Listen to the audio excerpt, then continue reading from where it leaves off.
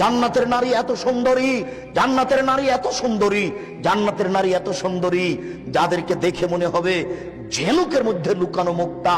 জান্নাতের নারী এত সুন্দরী, জান্নাতের নারী এত সুন্দরী যাদেরকে দেখে মনে হবে ছড়ানো ছিটানো মুক্তা। জান্নাতের নারী এত নরম, জান্নাতের নারী এত নরম, জান্নাতের নারী এত নরম যে আপনার ওই ডিমের খোসা এবং সাদা পদার্থ, ডিমের খোসা এবং কুসুমের মধ্যে সাদা পদার্থ যত নরম, ডিমের খোসা এবং কুসুমের মধ্যে সাদা পদার্থ যত নরম, জান্নাতের নারী তত নরম। কি দিয়ে বোঝায় যুবক আমি তোমাকে জান্নাতের নারী কত নরম? মহান আল্লাহ চ্যালেঞ্জ করে বলেছেন, লাম ইয়াতমিসহুন্না ইনসুন ওয়ালা জিন।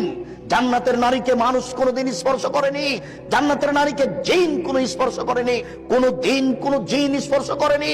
জান্নাতের নারীর ব্যাপারে আল্লাহ তাআলা চ্যালেঞ্জ করেছেন, জান্নাতের নারীদের কোনোদিন পেশাব হবে না, তাদের কোনোদিন পায়খানা হবে না, তাদের কোনোদিন হায়েজ হবে না, তাদের কোনোদিন নাকে শিকান হবে না, তাদের শরীরে কোনোদিন ময়লা হবে না, তাদের কাপড় কোনোদিন অপরিষ্কার হবে না, তাদের মাথায় থাকবে লম্বা লম্বা কোঁকড়া কোঁকড়া কুচকুচে কালো চুল। যুবক তোমাকে আমি কি দিয়ে বুঝাই জান্নাতের নারী কত সুন্দরী?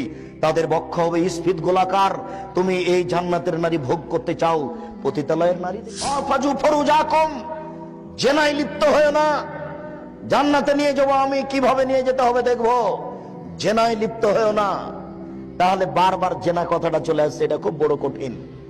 মানুষ দুই জায়গাতে ফেসে যাবে, এক টাকায় আর এক নারীর কাছে। টাকা বৈধ অবৈধ এটা উপার্জন আর ভাববে না। এই ছেলেটাকে তার বাপ মা বারবার চুমা দিচ্ছে, বারবার আদর করছে, কতদিন? 2 বছর, 4 বছর, 8 বছর, 10 বছর, 15 বছর, 20 বছর। এবার ছেলে পড়াশোনা বাদ দিয়েছে, যখন তখন মা বলছে কি করবি পড়াশোনা বাদ দিলে, কি করবি, টাকা পয়সা ইনকাম কর, টাকা পয়সা ইনকাম কর। চিন্তা করছে যে মাও তো আমাকে ভালোবাসছে না, যে মা চুমা দিচ্ছিল আদর করছিল, তাহলে ওই বুঝবে যে টাকার প্রয়োজন আছে।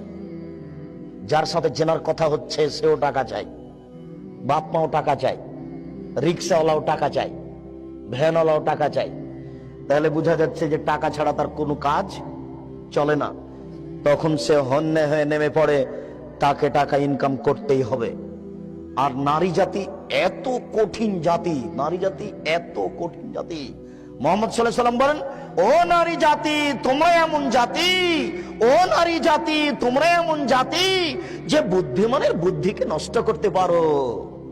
আপনাদের চেয়ারম্যান সাহেব হুঁশিয়ার মানুষ, বুদ্ধিমান মানুষ, গিয়ে ওই বাসে উঠেছেন, দেখছেন যে একটা মেয়ে বসে আছে, জায়গাটা খালি আছে পাশে। একবার খালি মেয়েটা হেসে বলেছে, ভাইয়া বসেন। একবার হেসে বললে আর কিছু লাগবে না। এবার চেয়ারম্যান সাহেব যতক্ষণ পর্যন্ত থাকবেন ততক্ষণ পর্যন্ত তাকে বলতে থাকবেন, তোমার নাম কি, তোমার বাপের নাম কি, তুমি কি করো, বাঁচার কোনো পথ নাই। এক ভাইয়াতে একবারে শেষ সম্পূর্ণ ঈমান আমার। এটা হলো নারী। এমনি বলেননি রাসূল সাল্লাল্লাহু আলাইহি ওয়াসাল্লাম, ইন্নাল মারাতা তুকবিলু ফি সূরাতি শায়তান ওয়া তুদবিরু ফি সূরাতি শায়তান। নিশ্চয় নারী শয়তানের বেশ ধরে আসে, নিশ্চয় নারী শয়তানের বেশ ধরে যায়, নিশ্চয় নারী শয়তানের বেশ ধরে আসে, নিশ্চয় নারী শয়তানের বেশ ধরে যায়।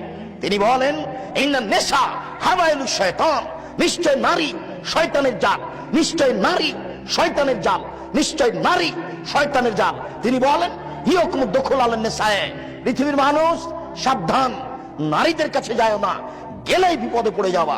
পৃথিবীর মানুষ নারীদের কাছে যায় না, গেলে বিপদে পড়ে যাওয়া। তিনি বলেন, ইয়াকুমুল মুকিবাত, সাবধান, যেই মহিলার স্বামী নেই ওই বাড়িতে যায় না, গেলে বিপদে পড়ে যাওয়া। পৃথিবীর মানুষ সাবধান, যেই মহিলার স্বামী নেই ওই বাড়িতে যায় না, গেলেই তুমি বিপদে পড়ে যাওয়া। তিনি বলেন, লা তাখলুনা বিরাজালিন ইল্লা কানা সালিসু শায়তান, লা তাখলুনা রাজুলুন বিমরাতিন, কোন নারী যেন কোন পুরুষের সাথে নির্জনে একত্রিত না হয়, কোন পুরুষ যেন কোন নারীর সাথে নির্জনে একত্রিত না হয়। নির্জনে একত্রিত হলেই তৃতীয় জন হবে শয়তান। খুব সাবধান। তিনি বলছেন, ফাত্তাকুদ দুনিয়া ওয়াত্তাকুন নিসা, তোমরা পৃথিবী থেকে বেঁচে থাকো, নারী থেকে বেঁচে থাকো, তোমরা পৃথিবী থেকে বেঁচে থাকো, নারী থেকে বেঁচে থাকো।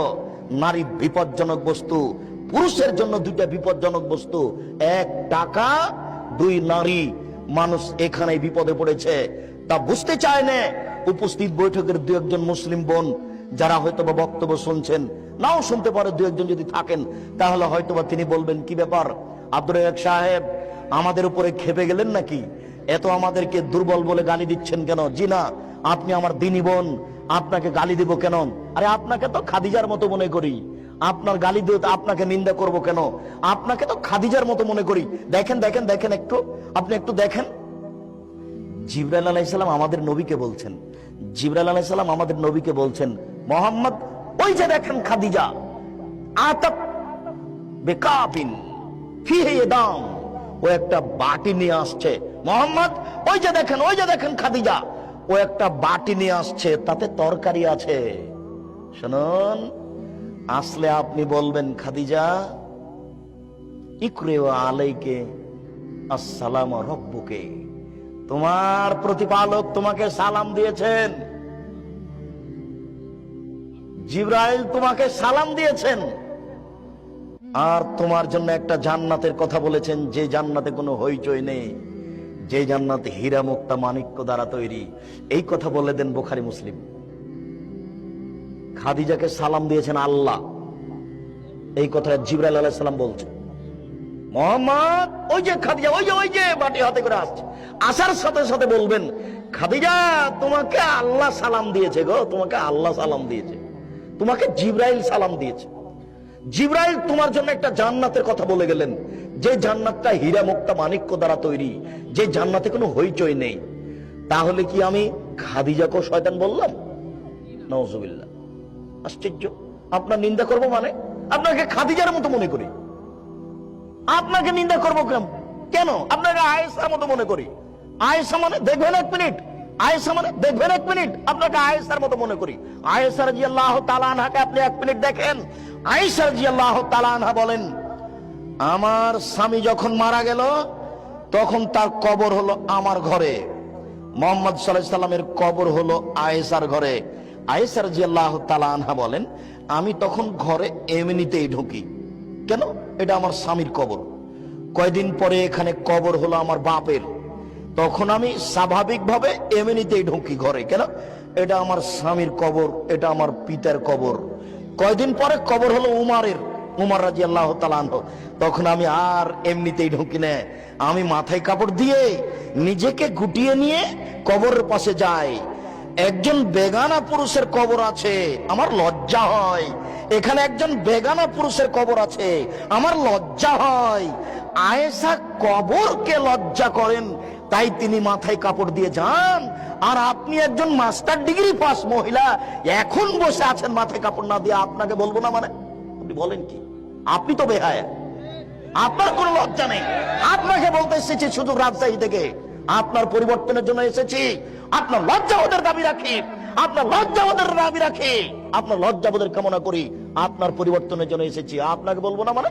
আপনি বলেন কি? সম্মানিত দিনী ভাই, হকের কাছে মাথা নত করার কোনো সুযোগ নেই। তিনি বললেন, বেগানা নারীকে দেখে চক্ষু নিচু করো, অপর নারীকে দেখে চক্ষু নিচু করো, আমি তোমাদেরকে জান্নাতে নিয়ে যাব, আমি জিম্মেদার। শুনুন, তিনি বলেছেন 3 শ্রেণীর মানুষ জান্নাতে যাবেই।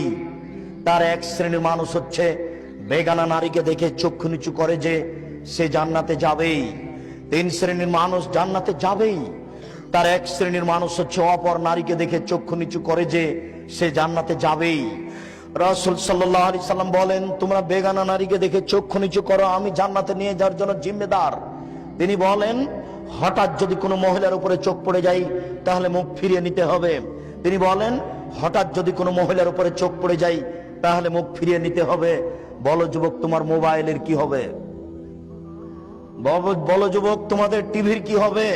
তুমি, তোমার বোন, তোমার দুলা ভাই, তোমার মা, তোমার বাপ, তোমরা 14 গোষ্ঠী মিলে এই ল্যাংটা বেশ্যালয়ের মেয়ে দেখে চক্ষু ঠান্ডা করো, কলিজা ঠান্ডা করো, তোমরা জান্নাত কিনতে চাও।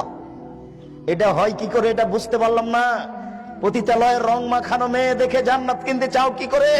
আলাইনা নেতাজ নিয়ে জেনা হুমান নাজর, 2 চোখের জেনা হচ্ছে চোখ দিয়ে দেখা।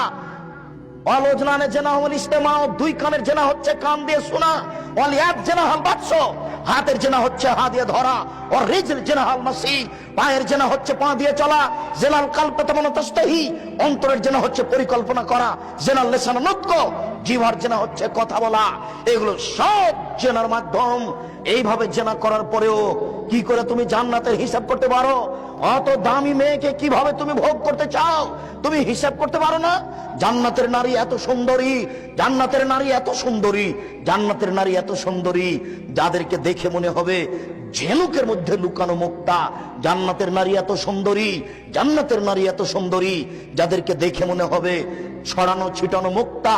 জান্নাতের নারী এত নরম, জান্নাতের নারী এত নরম, জান্নাতের নারী এত নরম যে আপনার ওই ডিমের খোসা এবং সাদা পদার্থ, ডিমের খোসা এবং কুসুমের মধ্যে সাদা পদার্থ যত নরম, ডিমের খোসা এবং কুসুমের মধ্যে সাদা পদার্থ যত নরম, জান্নাতের নারী তত নরম। কি দিয়ে বোঝায় যুবক আমি তোমাকে? জান্নাতের নারী কত নরম। মহান আল্লাহ চ্যালেঞ্জ করে বলেছেন, লাম ইয়াতমিসহুন্না ইনসুন ওয়ালা জিন। জান্নাতের নারীকে মানুষ কোনোদিন স্পর্শ করেনি, জান্নাতের নারীকে জিন কোনো স্পর্শ করেনি, কোনো দিন কোনো জিন স্পর্শ করেনি। জান্নাতের নারীর ব্যাপারে আল্লাহ তাআলা চ্যালেঞ্জ করেছেন, জান্নাতের নারীদের কোনোদিন পেশাব হবে না, তাদের কোনোদিন পায়খানা হবে না, তাদের কোনোদিন হায়েজ হবে না, তাদের কোনোদিন নাকে শিকান হবে না, তাদের শরীরে কোনোদিন ময়লা হবে না, তাদের কাপড় কোনোদিন অপরিষ্কার হবে না, তাদের মাথায় থাকবে লম্বা লম্বা কোঁকড়া কোঁকড়া কুচকুচে কালো চুল। যুবক তোমাকে আমি কি দিয়ে বুঝাই জান্নাতের নারী কত সুন্দরী? তাদের বক্ষ হবে স্ফীত গোলাকার। তুমি এই জান্নাতের নারী ভোগ করতে চাও পতিতালয়ের নারী দেখে? এখনই সিদ্ধান্ত পরিবর্তন করো, জান্নাত হবে ইনশাআল্লাহ। অনাহার নাফসানির হাওয়া ফাইনাল জান্নাত হিয়াল মাওয়া। আল্লাহ ওয়াদা করেছেন তোমার সাথে, পৃথিবীর প্রত্যেকটা মানুষের সাথে আল্লাহ ওয়াদা করেছেন। মানুষ যদি তার প্রবৃত্তিকে ঠেকাতে পারে, মানুষ যদি তার প্রবৃত্তিকে ঠেকাতে পারে, আজ থেকে টিভিতে পতিতালয়ের ল্যাংটা মেয়ে দেখবে না, আজ থেকে কোনো মেয়ের সাথে মোবাইলে গল্প করবে না, আজ থেকে জেনা বন্ধ করলো। এই বলে যদি সে নিজেকে ঠেকাতে পারে, আমি আল্লাহ তার সাথে ওয়াদা করেছি, আমি তাকে জান্নাতুল মাওয়া দিব।